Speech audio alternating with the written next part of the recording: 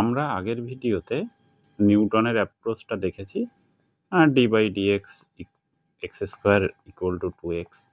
এটা কেন হয়, কি হয়, তার একটা আমরা বেসিক ডেফিনেশন আমরা পেয়েছি।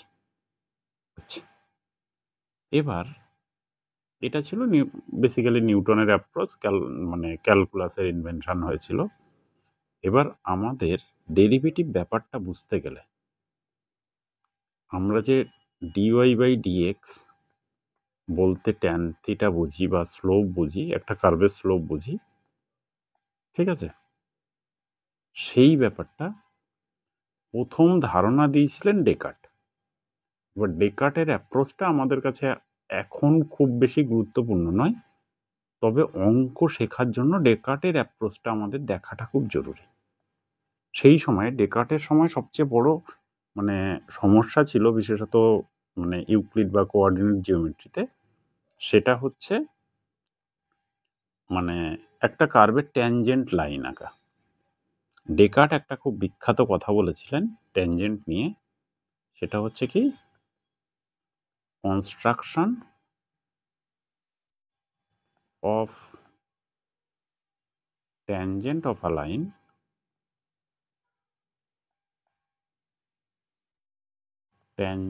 of a line is most useful and general problem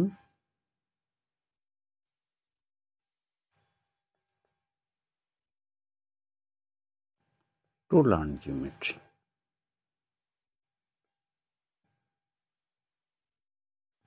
তো আমরা ডেকার্টের অ্যাপ্রোচটা দেখি, ডেকার্ট কিভাবে মানে একটা কার্ভের স্লোপটা বানিয়েছিলেন।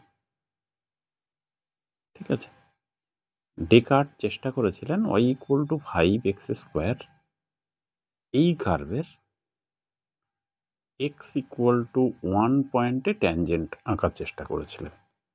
ঠিক আছে, তো আমার প্রথম কাজ কি, গ্রাফের হেল্প নেওয়া।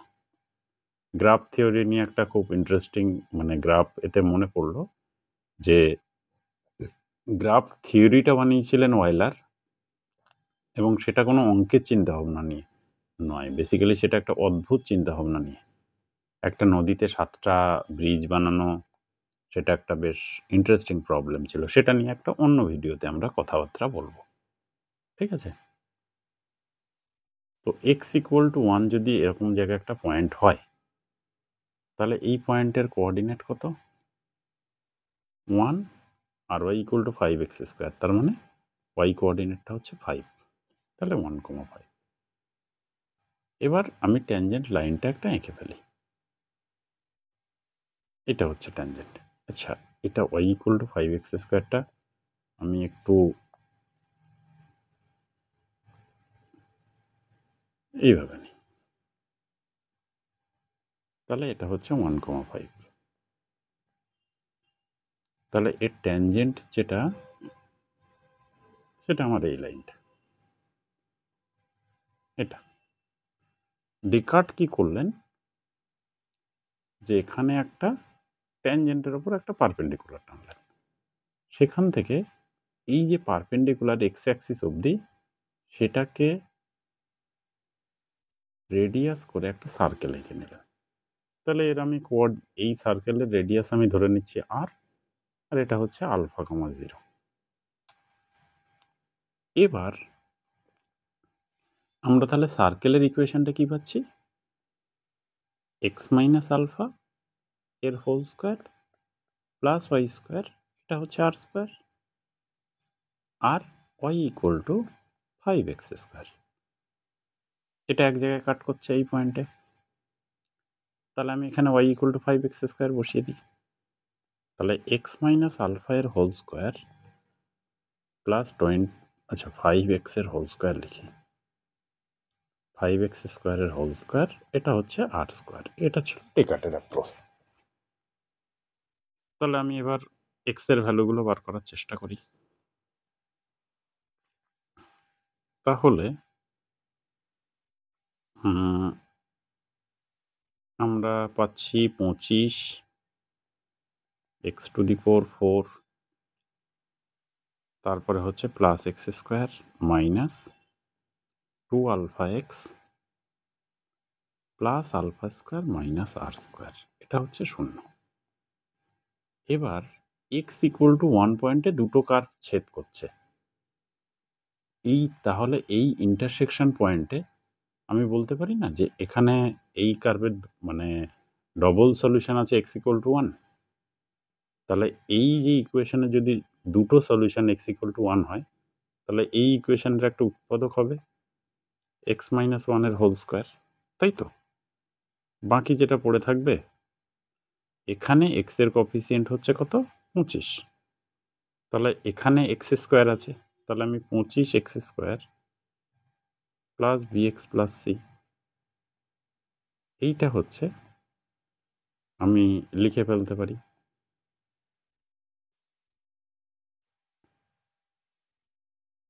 Plus alpha square minus x r square, এটা। এবার আমি তাহলে এই ইকুয়েশনটাকে কম্পেয়ার করে সলভ করার চেষ্টা করি।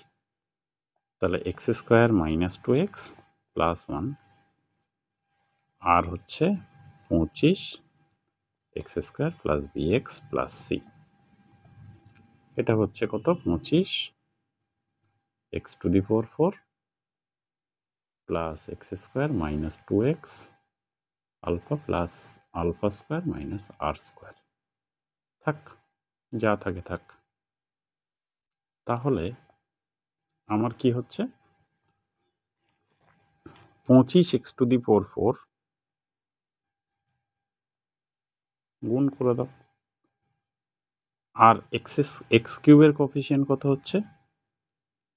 Plus x cube b minus 50 plus x স্কোয়ারের কোএফিসিয়েন্ট কত হচ্ছে? এখানে হচ্ছে সি, এক্স স্কোয়ারের সাথে সি গুণ হচ্ছে, এখানে হচ্ছে মাইনাস 2b, আর কি হচ্ছে? এক্স স্কোয়ারের জন্য একটা 25 থাকবে, 25। এটা এক্স এর কোএফিসিয়েন্ট কত হচ্ছে? X into b minus 2c আর প্লাস সি, এইটা হচ্ছে 25 এক্স টু দি পাওয়ার 4, নিচে লিখি, এটা লাল কালার দিয়ে লিখি, x to the power 4 plus x square minus 2 alpha x plus alpha square minus x square আর স্কোয়ার, নট এক্স স্কোয়ার, এটা। তাহলে আমি দুটো ইকুয়েশন কম্পেয়ার করে এই দুটোকে তাড়িয়ে দিই আগে, এক্স এর এবার কোএফিসিয়েন্টগুলো সমান করে দিই। তাহলে যেহেতু এক্স কিউব এখানে নেই, তাহলে বি মাইনাস 50 হচ্ছে 0, আর এক্স স্কোয়ার হচ্ছে সি মাইনাস 2b প্লাস 25, এটা হচ্ছে 1, আর এক্স এর কোএফিসিয়েন্ট এখানে কত আছে? বি মাইনাস 2c, এটা হচ্ছে মাইনাস 2 আলফা, আর সি হচ্ছে alpha square minus r square. যাই হোক, আমি এগুলো বার করে ফেলি। তাহলে বি হচ্ছে 50, আমার বি বেরিয়ে গেছে 50। তাহলে এখানে আমি যদি সি এর ভ্যালুটা বসিয়ে দিই, মানে বি এর ভ্যালুটা বসিয়ে দিই, তাহলে c minus 100 plus 25 equal to 1। তাহলে সি কত? 75, 74, সি এর ভ্যালুটা আসছে 74, তাই তো? ঠিক আছে, দেখি। সরি, সি 76, কারণ 75 প্লাস 1 76। এবার আমার মানে সি এর ভ্যালু বেরিয়ে গেছে, বি এর ভ্যালু বেরিয়ে গেছে। এবার হচ্ছে আলফা, তাহলে কত হচ্ছে? 50 মাইনাস 2 ইন্টু 76 কত হয়? 2 ইন্টু 76, এটা হচ্ছে মাইনাস 2 আলফা। তাহলে আলফা এর ভ্যালুটা কত হচ্ছে? সেটা হচ্ছে 25 মাইনাস 76, এটা হচ্ছে আলফা মাইনাস আলফা। তাহলে 76 আর 25 বিয়োগ করলে কত হয়? 1 আর 5 51, তাহলে আলফা হচ্ছে 51। তাহলে এখান থেকে 8টা আমার বেরিয়ে যাবে। ঠিক আছে, তো 8টা আমার মনে হয় না বার করার দরকার আছে, যদি দরকার পড়ে করব। আচ্ছা, তাহলে আমার কি কি দরকার ছিল এখানে? এটা হচ্ছে, তাহলে আলফাটা বেরিয়েছে 51,0 আর 1,5। তাহলে আমি দুটো লাইন পেয়েছি। এইগুলো একটু মুছি ছোট করে, খুব বেশি তো এগুলো আর হয়েছে।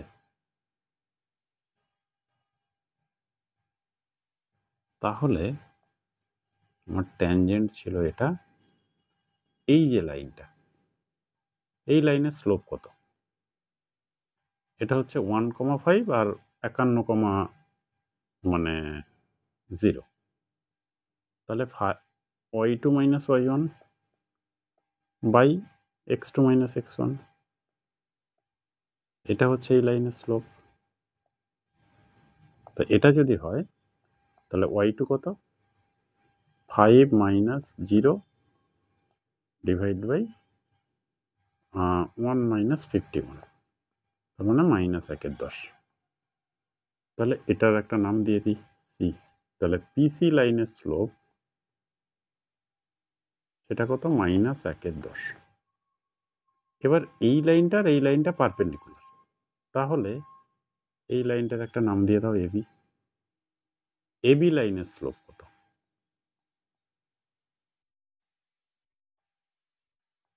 -1/PC, তার মানে -1/(-1/10), তার মানে হচ্ছে বেসিক্যালি 10। এবার আমার এবি লাইনের স্লোপ বেরিয়েছে 10। আমি ঠিক জায়গাতে এবার পৌঁছে যাই। ডেকার্টের কি অ্যাপ্রোচ ছিল?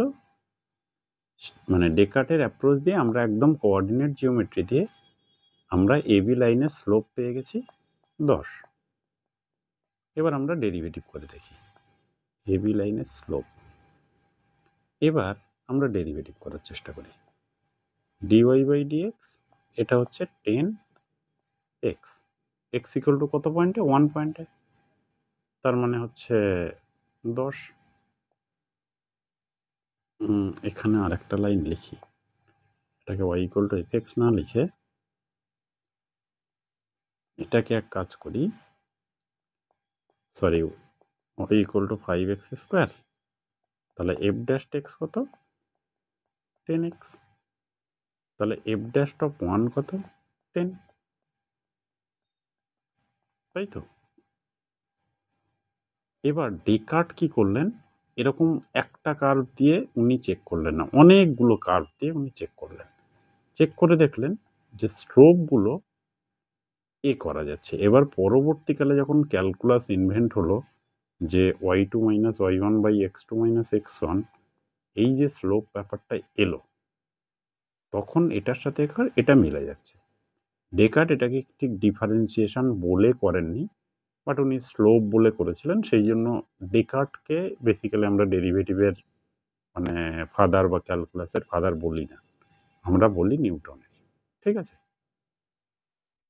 আচ্ছা, পরের আমরা ভিডিওতে একটা জিনিস বোঝার চেষ্টা করব, সেটা হচ্ছে কোনো একটা নাম্বার,